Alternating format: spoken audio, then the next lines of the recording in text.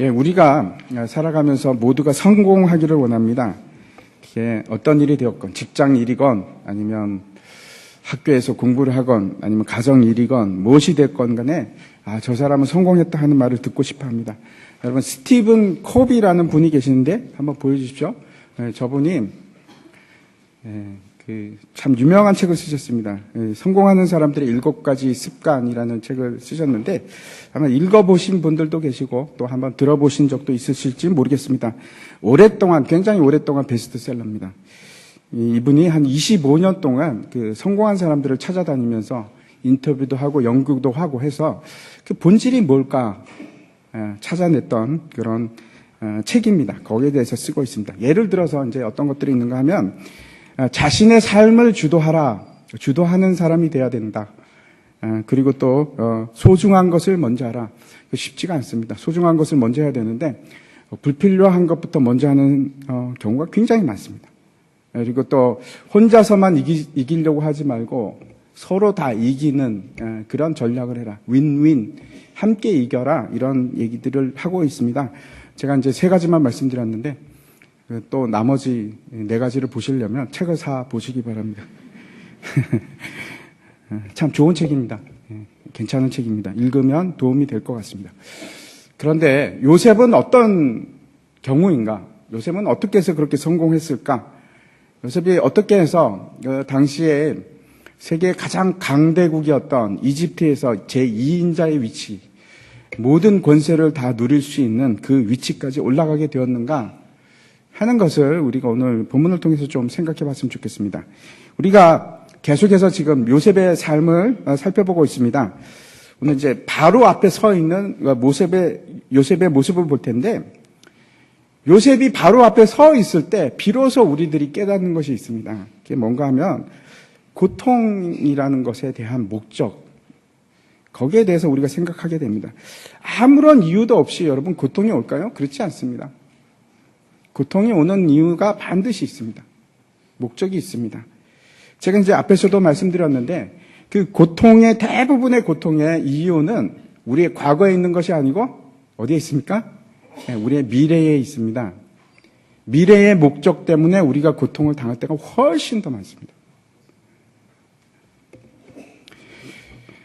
우리가 발견할 수 있는 것은 하나님께서 그 고통의 궁극적인 모든 이유에 대해 궁극적인 해답을 가지고 계시다 하는 겁니다. 요셉이 이제 바로 앞에 섰을 때 우리가 이제 그 이유들을 깨닫기 시작하는데, 왜 요셉에게 13년이라는 그 인고의 세월이 필요했는가? 라는 것을 이제 생각하게 됩니다. 깨닫게 됩니다. 왜 요셉은 형제들에 의해서 구덩이 속으로 던져져야만 했는가? 반드시 목적이 있었습니다. 목적이 있습니다. 분명한 목적이 있습니다. 보디발의 아내가 왜 요셉을 유혹했고 그 일 때문에 무고하게 요셉은 감옥에 갈 수밖에 없었는가? 분명히 그 목적이 있습니다. 그리고 술 맡은 관원장이 어떻게 해서 왜 2년 동안 까마득하게 은혜를 잊어버리고 요셉을 생각지 못했을까? 반드시 거기에도 분명한 목적이 있습니다. 이 모든 각각의 사건들이 이제 연결되기 시작하면 체인처럼 하나같이 이제 쭉 연결이 되면서 구덩이부터 시작해서 바로의 앞에 서는 그까지 하나의 이 체인처럼 이렇게 연결이 되는 것을 우리가 생각하게 됩니다. 여러분도 한번 생각해 보시기 바랍니다. 과거를. 어쩌면 내 과거도 갑자기 하나로 집중이 되는 겁니다. 그래서 하나님께서 나에게 그 일을 통과하게 하셨구나. 그 일이 바로 이런 일 때문에 하나님께서 나에게 주신 연습과 실현과 훈련이었구나 하는 것을 어느 순간에 갑자기 이제 막 깨닫게 되는 겁니다. 아마 여러분 중에서도 그런 일들이 생각이 나실 겁니다. 지난 시간에 우리가 이제 요셉이 감옥에 있다가 바로의 꿈을 해석하는 장면을 보았는데 이런 겁니다. 바로가 2가지 꿈을 꿉니다. 하나는 아름답고 살찐 소가 있는데 7마리가 파리하고 흉하게 생긴 7마리의 소가 와서 너무 이상하죠? 그 소가 다 잡아먹고 먹었는데 그러면 배가 불룩해지고 살이 쪄야 되는데 안 그렇습니다. 계속해서 파리하고 흉합니다.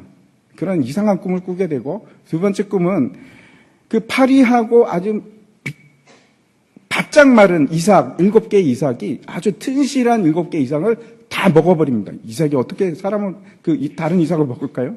근데 그런 꿈을 꾸는 겁니다. 이집트에 있는 많은 박사들과 현인들과 점술가들, 이런 사람들을 바로가 다 부릅니다. 그리고 해석해봐라.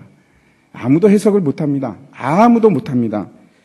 여러분 기억하십니까? 이제 400년이 흘러가고 나서 모세가 바로 앞에 섰을 때 모세가 이제 지팡이를 딱 던지니까 지팡이가 뱀으로 바뀝니다. 그런데 더 놀라운 것은, 우리가 깜짝 놀라는 것은 어떻게 하냐면은 애굽의 술사들마저 지팡이로 던지니까 뱀으로 바뀝니다. 이야, 이게 뭔가. 마술사, 데이비드 카퍼필드 같은 사람들도 못한 건데, 그런 거 혹시 보신 적 있습니까? 지팡이로 던졌는데 뱀으로 바뀌는 그런 놀라운 마술을 보신 적이 없으시죠? 그뿐만 아닙니다. 모세가 나일강에 가서 그 물을 칩니다. 치니까 피로 바뀌지 않습니까? 그런데 똑같은 일을 애굽의 술사들이 합니다. 그리고 모세가 나일강을 쳐서 개구리들이 막 올라오니까, 개구리 재앙 때, 그런데 술사들도 똑같이 흉내를 냅니다. 야, 이게 도대체 뭔가? 어떻게 해서 이 애굽의 술사들이 그런 놀라운 일들을 했을까요? 하나님으로부터 온 겁니까? 그렇지 않습니다. 악한 세력이 그 등을 업고 그런 일을 한 것입니다. 그런데 왜 이 애굽의 술사들은 바로의 꿈을 해석하지 못했을까? 한 장 넘겨주시기 바랍니다. 왜 해석하지 못했을까? 막 지팡이를 던져서 뱀을 만드는 사람이 그깟 꿈 하나 해석을 하지 못했을까? 제가 앞에서도 말씀드렸듯이 애굽은 굉장히 그 꿈의 해석에 능한 나라였습니다. 어떻게 모를까? 왜 그랬을까요? 요셉이 그 꿈은 7년간의 풍년 후에 찾아오는 7년간의 흉년입니다. 하나님께서 이 사실을 바로 왕에게 알게 하시기 위해서 지금 허락하신 뜻입니다. 라고 얘기를 합니다. 요셉의 얘기를 딱 듣고 나면, 아, 그렇구나. 그래서 파리한 소와 살찐 소가 나오고 아주 말라버린 이삭과 튼실한 이삭이 그래서 나오는 거야. 그리고 우리가 금방 이해를 합니다. 아, 그래. 그거 맞는 것 같아. 이 간단한 것 같은데 당연하게 보이는 것을 왜 바로의 술사들은, 그 박사들은 깨닫지 못했을까? 왜 그런가 하면 그 꿈은 하나님으로부터 나와서 하나님의 구원의 계획을 보여주는 것이기 때문에 그렇습니다. 한번 우리 골로새서 1장 말씀을 한번 보겠습니다. 제가 읽겠습니다. 이 비밀은 만세와 만대로부터 감추어졌던 것인데 이제는 그의 성도들에게 나타나고 하나님이 그들로 하여금 이 비밀의 영광이 이방인 가운데 얼마나 풍성한지를 알게 하려 하심이라. 이 비밀은 너희 안에 계신 그리스도시니 곧 영광의 소망이니라. 아주 놀라운 얘기를 하시는데 하나님의 구원 계획은 여러분 밝혀졌던 것이 아니고 그것은 아주 영원전부터 예정되었고 비밀스럽게 감추어져 왔던 것입니다. 그 복음의 비밀이 누구를 통해서 드러나는가? 하나님께서 예수 그리스도를 통해서 드러나게 하십니다. 예수님께서 이 땅에 오셨을 때 그 비밀이 만대전부터 감추어졌던 비밀이 예수님께서 오셨을 때 그게 드러나게 되는데 사탄이 어떻게 하는가 하면은 사탄이 예수가 메시아라는 걸 알고 있었을까요? 네? 알고 있었습니다. 복음서에 보면은 사탄이 예수님을 보면 이렇게 얘기합니다. 하나님의 아들이시여. 당신은 하나님의 거룩하신 자인 것을 내가 아옵나이다. 압니다. 이렇게 얘기합니다. 많은 곳에서 그렇게 얘기합니다. 사탄은 분명히 알았습니다. 예수님이 메시아라는 것을. 그거 알고 있었고 또 한 가지 사탄은 그 메시아 예수 그리스도가 이 땅을 구원할 거라는 것을 알고 있었을까요? 몰랐을까요? 알고 있었습니다. 어떻게 알았습니까? 창세기 3장 15절에 하나님께서 뱀에게 말씀하셨습니다. 여자의 후손이 너의 머리를 상하게 할 것이다. 그래서 이 두 가지는 분명히 알고 있습니다. 사탄이 예수가 누구인지도 알고 있고 예수를 통해서 이 땅에 구원이 온다는 것도 알고 있었습니다. 그래서 어떻게 하냐면 사탄이 예수를 죽이려고 합니다. 수많은 시도가 있었는데 그 시도를 보면은 특별히 예수님께서 베들레헴에 태어났을 때 헤롯 대왕을 통해서 죽이려고 합니다. 베들레헴 지경에 있는 2살 아래의 모든 남자를 다 죽이는 명을 내리지 않습니까? 예수님은 살아남습니다. 애굽 땅으로 피신함으로. 그런데 마지막 결정적으로 사탄이 이스라엘 그 대제사장들과 서기관들, 그 다음에 바리새인들과 사두개인들, 그 종교 지도자들을 다 연합케 해서 그 사람들이 어떻게 하냐면은 가롯 유다, 예수님의 제자 가롯 유다를 매수합니다. 그리고 나서 어떻게 합니까? 예수를 죽입니다.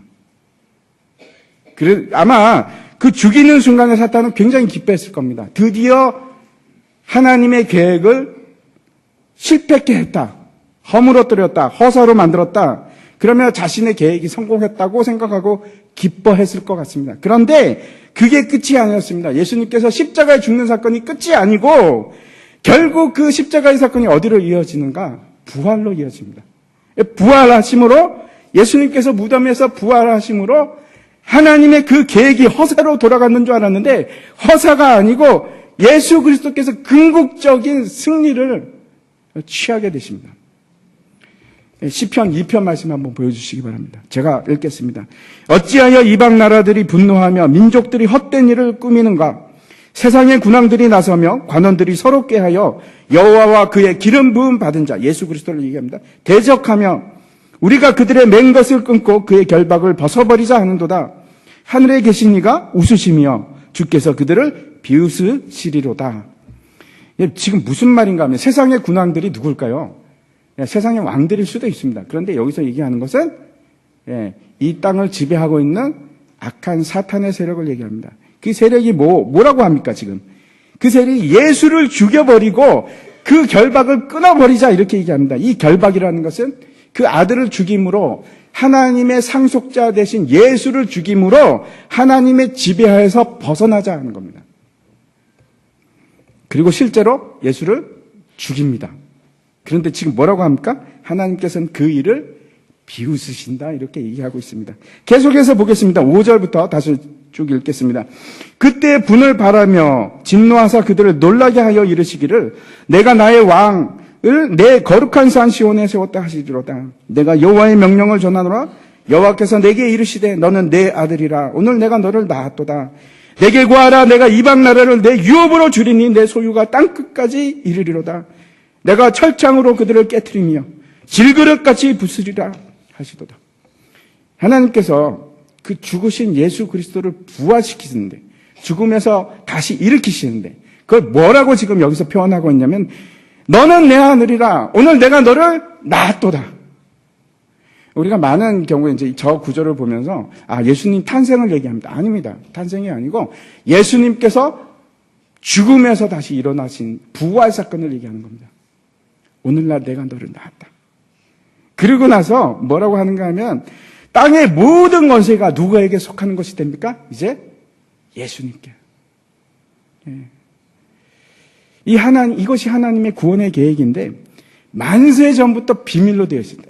그게 무슨 비밀이었을까요? 비밀이었습니다. 사탄은 이 계획을 몰랐습니다. 언제 드러납니까? 십자가 부활 사건 이후에 그 봉인이 해제되고 사람들이 깜짝 놀랍니다. 이렇게 하나님의 놀라운 계획이 여기 있는 줄. 모든 비밀이 그 부활을 통해서 밝히 드러나기 시작합니다. 승리하신 것이. 아무도 상상을 못한 겁니다. 죽으면 끝나는 줄 알았는데 진 건 줄 알았는데 부활하십니다. 누가복음에 보면 예수님께서 그 천국에 대해서 말씀을 하시는데 이렇게 말씀하십니다. 같이 한번 읽겠습니다. 시작. 이르시되 하나님 나라의 비밀을 아는 것이 너희에게는 허락되었으나 다른 사람에게는 비유로 하나니 이는 그들로 보아도 보지 못하고 들어도 깨닫지 못하게 하려 함이라. 구원의 비밀은 누구에게 속했는가? 하나님께 속했습니다. 그런데 그 하나님의 비밀을 누구에게 말씀해 주시는가? 하나님의 사람들에게만. 그래서 우리는 복받은 사람들입니다. 우리가 그 비밀을 알고 있지 않습니까? 세상 사람들은 알려고 해도 알 수가 없습니다. 허락이 되어 있지 않습니다. 구원의 비밀이 하나님께 속했는데 오늘 다시 본문으로 돌아가서 25절 보면은 같이 읽겠습니다. 시작. 요셉이 바로에게 아뢰되 바로의 꿈은 하나라. 하나님이 그가 하실 일을 바로에게 보이십니다. 그 감추었던 비밀한 하나님의 계획이, 사탄도 모르는 하나님의 계획이, 그것이 누구를 통해서 드러나냐면 하나님이 요셉을 통해서 드러나게 하십니다. 그런데 이 당시에는 이것을 깨달았을까요? 아니요. 우리가 깨닫는 겁니다. 예수님께서 십자가 부활하셨기 때문에 우리가 이 비밀을 깨닫는 겁니다. 아, 이것이 지금 이 꿈은 하나님의 구원의 계획이구나.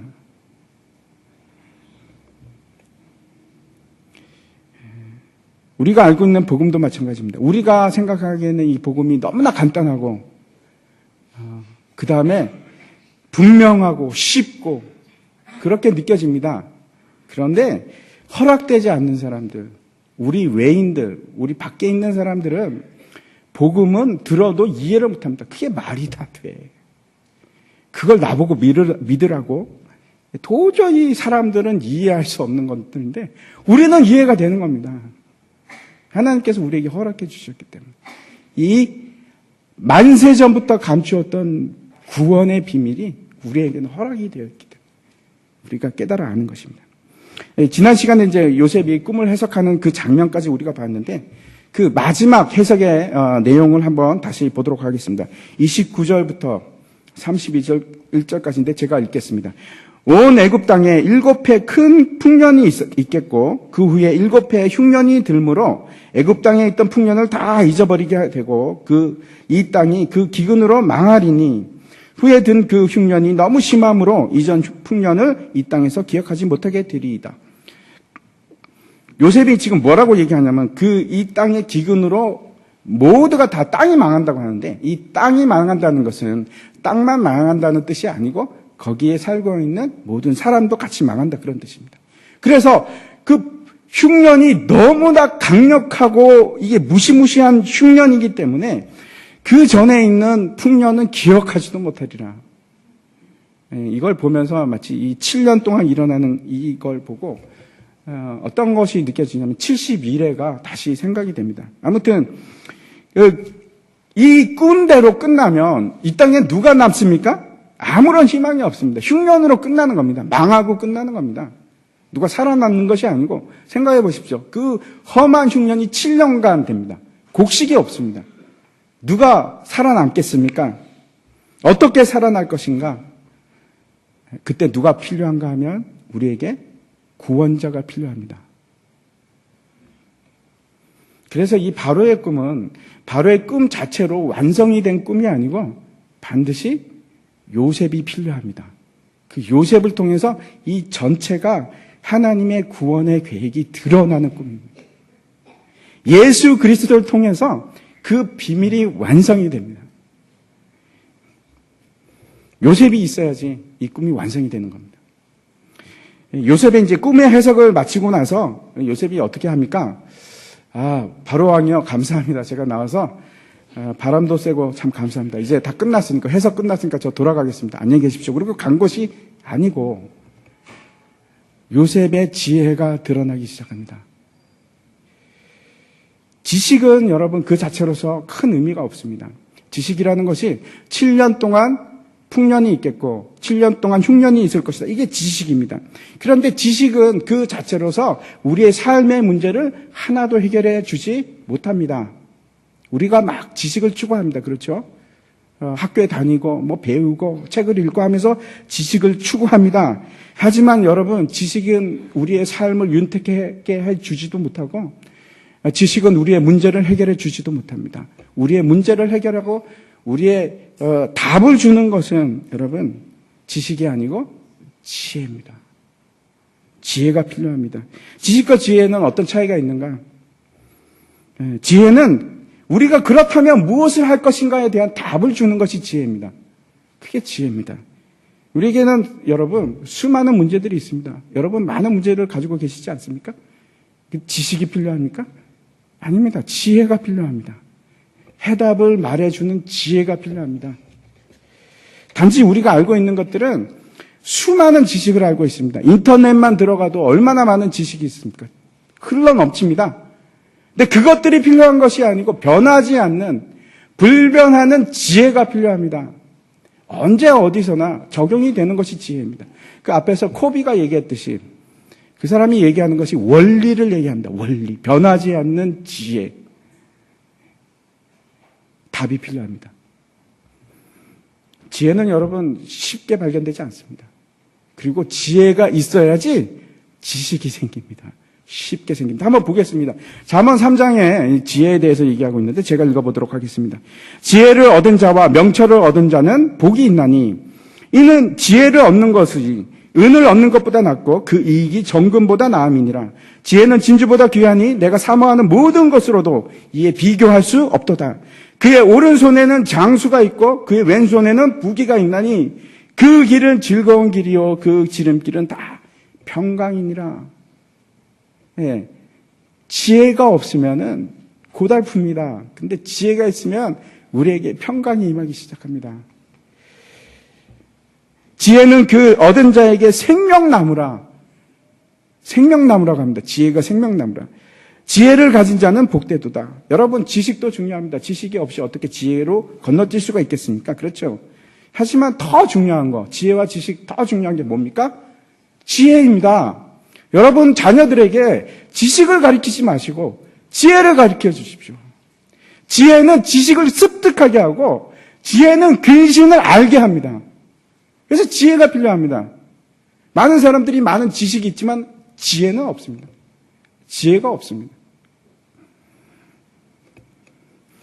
그러면 이 지혜는 무엇일까? 도대체 뭐가 지혜로운 것입니까? 잠언은 누가 지었는가 하면 우리가 잘 알고 있듯이 세상에서 가장 지혜로운 왕이었던 솔로몬이 그 모든 삶을 다 겪어보고 그 말년에 쓴 책입니다. 잠언 8장에 솔로몬이 지혜에 대해서 얘기를 하는데 전체가 다 지혜에 관한 얘기입니다. 그 중에 제 몇 부분을 떼서 읽으려고 하는데 지혜를 의인화시킵니다. 사람처럼 인격체로 얘기를 합니다. 한번 보시기 바랍니다. 8장 12절부터 제가 읽도록 하겠습니다. 나 지혜는 명철로 주소를 삼으며 지식과 근신을 찾아온나니 지혜가 있어야지 지식을 쉽게 얻을 수가 있습니다. 지식은 아무리 많이 넣어줘봤자 지혜가 훨씬 더 좋습니다. 지혜가 있는 사람은 지식을 쉽게 받아들입니다. 여호와를 경외하는 것은 악을 미워하는 것이라. 나는 교만과 거만과 악한 행실과 패역한 입을 미워하느니라. 내게는 계략과 참 지식이 있으며 나는 명철이라. 내게 능력이 있으므로 나로 말미암아 왕들이 치리하며 방백들이 공의를 세우며. 지도자들에게 필요한 것이 지혜입니다. 지식이 아니고 지혜가 필요합니다. 지식은 많이 구할 수 있습니다. 참모들 들면 됩니다. 근데 진짜 필요한 것은 지혜입니다. 나로 말미암아 재상과 존귀한 자 곧 모든 의로운 재판관들이 다스리느니라. 나를 사랑하는 자들이 나의 사랑을 입으며 나를 간절히 찾는 자가 나를 만날 것이니라. 여러분 조금씩 이제 그 지혜가 이게 뭔가 이렇게 느낌이 오십니까? 깨닫기 시작하십니까? 계속해서 보겠습니다. 22절부터입니다. 여호와께서 그 조화의 시작 곧 태초에 일하시기 전에 나를 가지셨으며 만세 전부터 태초부터 땅이 생기기 전부터 내가 세움을 받았나니 아직 바다가 생기지 아니하였고 큰 샘들이 있기 전에 내가 이미 났으며 산이 세워지기 전에 언덕이 생기기 전에 내가 이미 났으니 하나님이 아직 땅도 들도 세상의 진토의 근원도 짓지 아니하셨을 때라. 그리고 나서 뭐라고 얘기하냐면은 내가 창조하였다라고 뒤에 나옵니다. 제가 그것까지 다 적지는 않았는데 또 보시겠습니다. 8장 32절부터 아들들아 이제 내게 들으라. 내 도를 지키는 자가 복이 있느니라. 훈계를 들어서 지혜를 얻으라. 그것을 버리지 말라. 누구든지 내게 들으며 날마다 내 문 곁에서 기다리며 문설주 옆에서 기다리지 않은 복이 있나니. 지혜들 기다리라고 합니다. 문설주 옆에서 내가 두드리노니 그 문을 열고 나에게로. 35절에 대저 나를 얻는 자는 생명을 얻고 여호와께 은총을 얻을 것임이니라. 지혜를 얻는 자는 생명을 얻는다고 얘기를 합니다. 그리고 마지막에 이렇게 합니다. 그러나 나를 잃는 자는 자기 영혼을 해하는 자라. 나를 미워하는 자는 사망을 사랑하느니라. 이 지혜가 무엇일까요? 누구일까요? 예수님이십니다. 뭐라고 얘기하는가 하면 지혜는 참 지식이 있고 지혜는 생명이 있고 지혜는 세상을 다스리고 있다. 통치하는 자다. 내가 태초부터 하나님 옆에서 창조주가 되었다. 누가? 예수 그리스도께서. 예수 그리스도께서 지혜입니다. 진짜 지혜는, 세상의 진짜 지혜는 예수님입니다. 예수님이 우리의 근원적인 문제의 해답입니다. 여러분 많은 문제 있으시죠? 누가 해결해 주시는 줄 아십니까? 지혜가. 예수 그리스도가. 그분만이 진리이기 때문에 그렇습니다. 본문 33절 말씀 보여주십시오. 같이 한번 읽겠습니다. 시작. 이제 바로께서는 명철하고 지혜 있는 사람을 택하여 애굽 땅을 다스리게 하시고 지혜롭고 명철하고 지혜 있는 사람을 세우십시오. 이렇게 얘기합니다. 요셉이. 요셉이 이 말을 하면서 제가 바로 명철하고 지혜 있는 자입니다. 이렇게 합니까? 그렇지 않습니다. 그렇게 하지 않고 그러면 속으로 그랬을까요? 내가 지혜로운데 나를 써주시지. 그런 생각도 안 했을 겁니다. 왜 그러냐면 요셉의 지금 처지가 감옥에서 지금 감옥에 있는 사람 죄수입니다. 그런데 어찌 감히 지금 바로 앞에서 내가 총리가 되겠습니까? 이렇게 하겠습니까? 그렇지 못합니다. 그런데 너무나 놀라운 일이 일어납니다. 바로 왕한테 뭐라고 하면 명철하고 지혜 있는 사람을 세우십시오. 그렇게 하셔야 됩니다. 그랬더니 바로가 39절 한번 보십시오. 39절을 보면 같이 한번 읽겠습니다. 시작. 요셉에게 이르되 하나님이 이 모든 것을 내게 보이셨으니 너와 같이 명철하고 지혜 있는 자가 없도다. 요셉이 어떻게 애굽의 두 번째 권세를 가지는 그런 놀라운 위치까지 올라갔는가? 어떻게 해서 그런 대단한 성공이 가능했는가? 첫 번째입니다. 명철과 지혜가 있었기 때문에 그렇습니다. 지혜가 있었기 때문에 그렇습니다. 여러분, 자녀들한테 지혜를 가르쳐 주십시오. 수많은 지식을 가르쳐 줄 것이 아니고 지혜를 가르쳐 주십시오. 여러분도 마찬가지입니다. 여러분에게 필요한 것은 지혜입니다. 다시 말씀드립니다. 예수 그리스도입니다. 우리가 어떻게 명철과 지혜를 얻을 것인가? 예수 그리스도를 얻음으로, 예수 그리스도가 내 구주가 되고 내 주인이 됨으로, 그가 나를 지배하기 시작할 때 하나님께서 우리에게 지혜를 주시는 겁니다. 앞에서 우리가 이제 시편 105편을 통해서 봤는데 하나님께서 뭐라고 하시냐면은 요셉에게 예수 그리스도 여호와의 말씀이 응할 때까지, 다시 말씀드려서 말씀이 육신이 되어 오신 예수 그리스도가 그 속에 응할 때까지, 응하다는 것이 요셉이 받아들일 때까지 그를 단련하였도다. 13년의 세월이 그겁니다.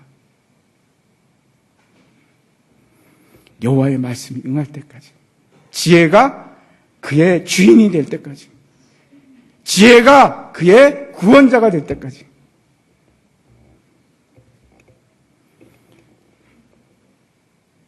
이것이 첫 번째입니다. 우리의 성공은 그렇죠. 세상의 성공과는 다릅니다. 세상의 성공은 그 기준이 뭔가 하면 사람들로부터 인정을 받으면 성공이라고 합니다. 우리의 성공은 다릅니다. 우리의 성공은 하나님의 인정을 받으면 우리는 성공한 겁니다. 지혜와 명철을 구하십시오. 예수 그리스도를 구하십시오. 그러면 아까 뭐라고 합니까? 내가 만나리라. 계속해서 요셉이 바로에게 어떤 일을 행할지를 얘기합니다. 첫 번째는 그 요셉이 얘기한 게 바로에게 담대하게 얘기합니다. 명철하고 지혜 있는 사람을 세우십시오. 그게 첫 번째입니다. 그렇게 얘기하고 두 번째 얘기하는데 7년간 그 풍년 동안에 일어나는 그 소득에 대한 세금을 얘기를 합니다. 34절과 35절 한번 보여주십시오. 제가 읽겠습니다. 바로께서는 또 이같이 행하사 나라 안에 감독관을 두어 그 7해 풍년에 애굽 땅의 5분의 1을 거두되 그들로 장차 올 풍년의 모든 곡물을 거두고 그 곡물을 바로의 손에 돌려 양식을 위하여 각 성읍에 쌓아두게 하소서.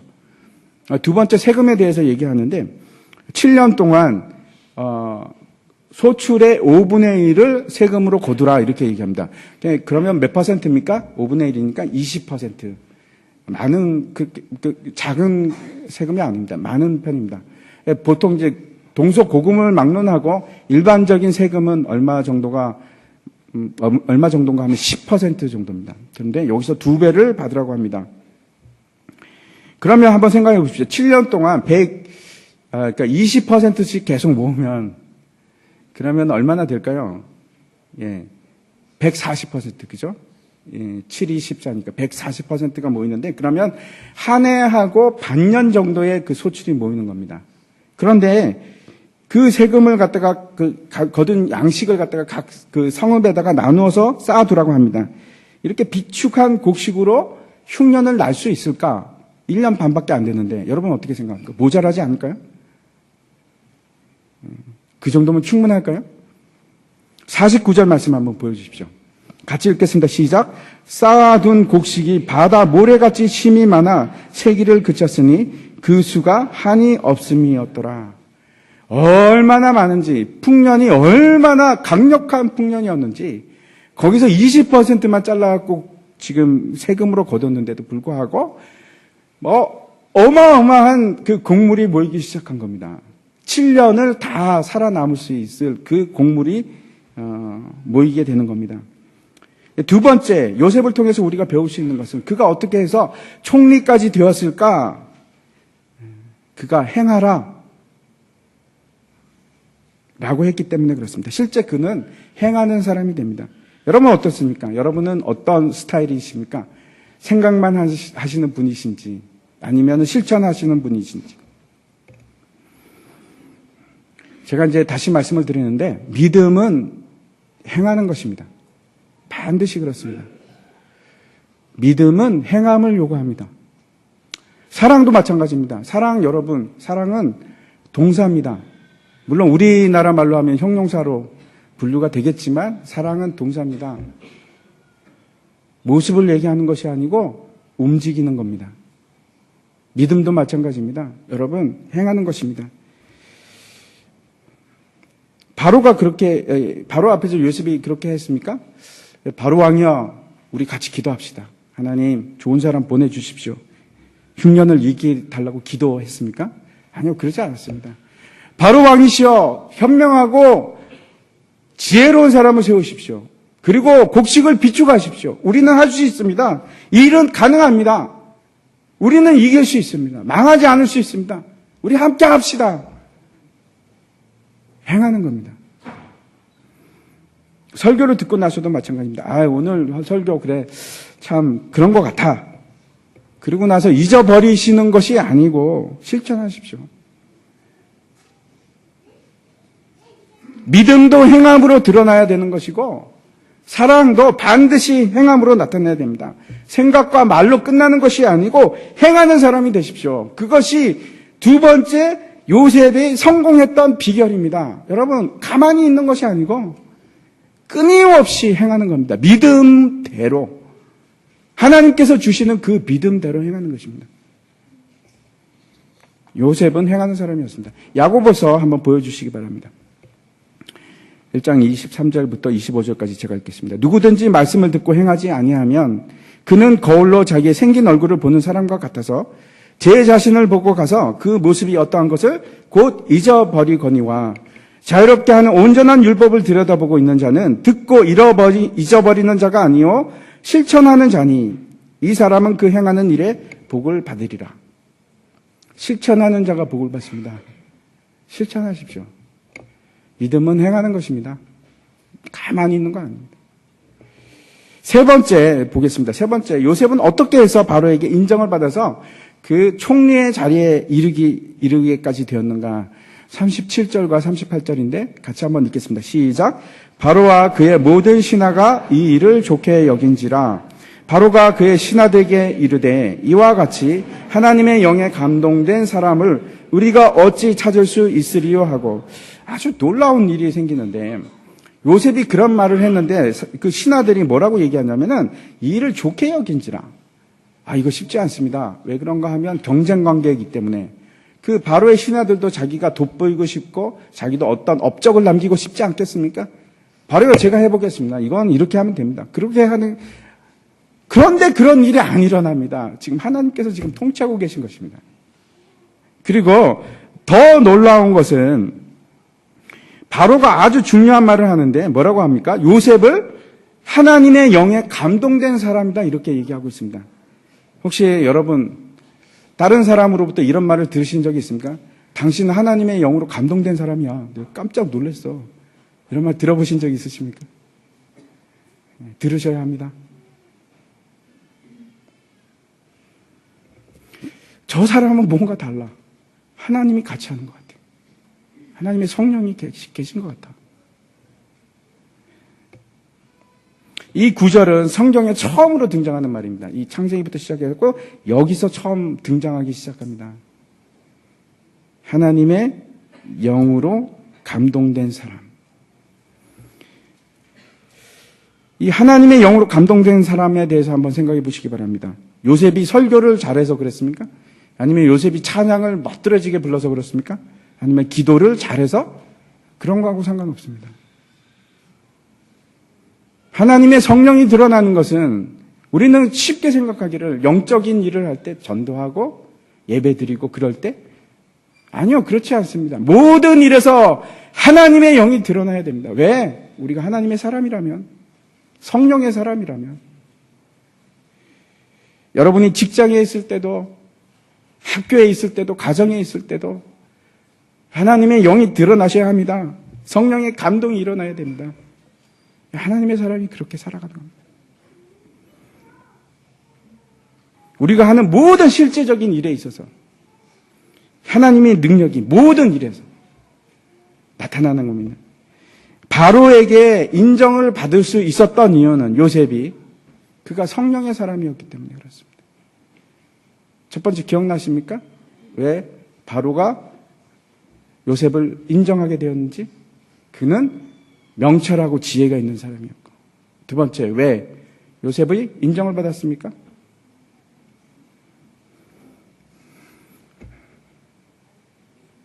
예? 제가 생각이 안 나네요. 행하는 자. 행하는 자였기 때문에. 세 번째, 왜 요셉이 그렇게 바로로부터 인정을 받았는가? 성령의 사람이었기 때문에. 하나님의 영에 감동을 입은 사람이라는 확증을 받습니다. 바로가 이제 요셉을 애굽 온 땅의 총리로 지명을 하는데 어떻게 하는가 하면 요셉의 손에다가 반지를 끼워줍니다. 인장 반지. 인장 반지라는 것은 거기에 이제 자기의 도장이 있어서 이렇게 콕 찍으면은 그게 명령이 되는 겁니다. 바로의 명령. 다시 말씀드려서 권세를 줍니다. 생각해 보시기 바랍니다. 지금 몇 시간 전만 해도 지하 감옥에 있던 요셉이 이제 바로 앞에서 총리가 됩니다. 단번에. 그런데 정말 단번입니까?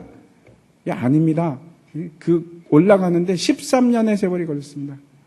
참 험한 세월이 걸렸습니다.